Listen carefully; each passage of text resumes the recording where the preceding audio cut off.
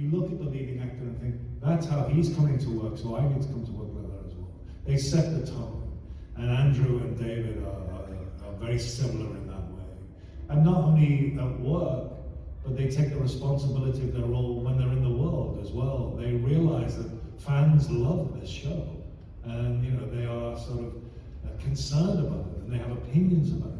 And David and Andrew, and all of us on The Walking Dead, I think, and Doctor Who, we know that for a fact. We know that it means something to people, and we don't take that lightly. So it was great to work with David. I've worked with him since. We did a show, well, I did before Doctor Who, I did a show called Blackpool with him as well, which was all singing, all dancing. That was so great. If you want to Google David Morrissey, David Tennant Tango, these boots are made for walking. I strongly recommend it. Who's next? Hey, Don. I know it was a tradition on The Walking Dead that when the character was killed off, that the cast and crew give them a final dinner. Yeah. I was just wondering what you had and where they took you. So that was really strange. That came in season 2. I think it was Laurie maybe coming to sort of bring it. If anyone was going to die, they all went out for dinner. And of course, for me, it was me and Scott. We went out. But in the end, we sort of had to stop doing that because whenever like 4 or 5 people from the cast went for dinner anywhere in Atlanta, someone said, "Who's going to die?" And so they had to sort of stop doing that. But that was after we went. Yeah, so it was me and Scott.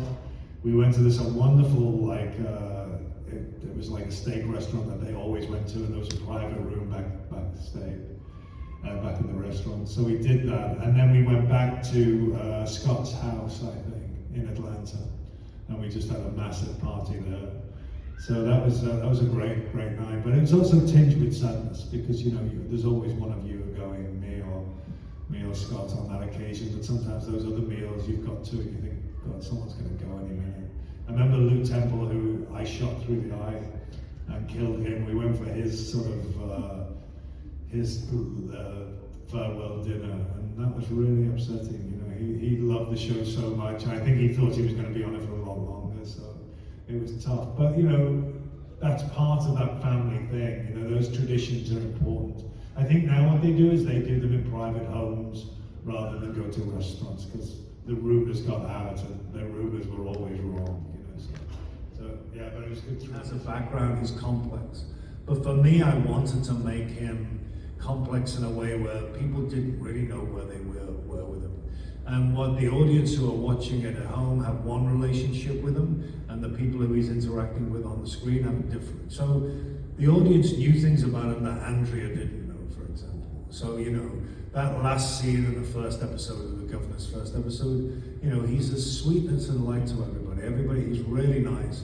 And then he locks himself in this room, which is his man cave, and he's sitting there and you think he's watching television or whatever, and the camera turns around, he's got these tanks full of heads.